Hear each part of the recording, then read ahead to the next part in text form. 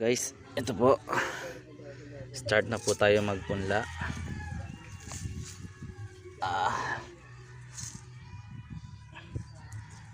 Ito po yung mga nakolekta kong buto galing sa restaurant namin. Sa restaurant nung nagtatrabaho pa po ako sa Qatar. Tingnan po natin kung ano pong variety to. Hindi, alam ko po yung variety.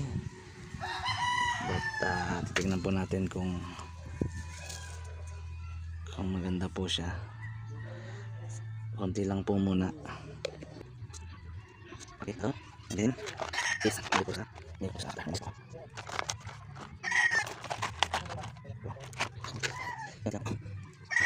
so tingnan natin kung ano po siya. Okay.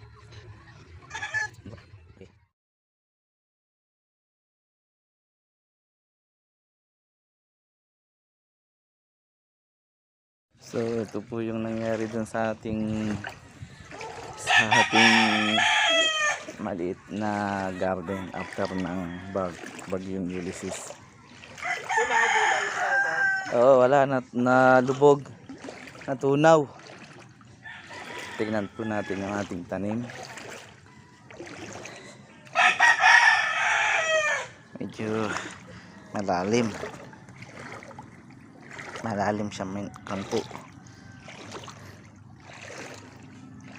So ito na po siya, mga kayuman.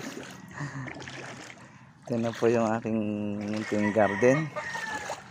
So ayun, yung ating mga tanim.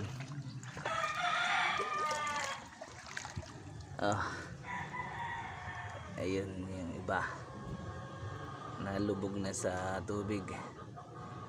So tingnan natin kung makaka-recover.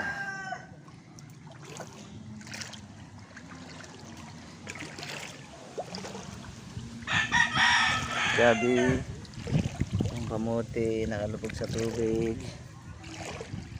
So meron din tayo ditong balinghoy. Hindi ko alam kung makaka-survive. Sana makasurvive.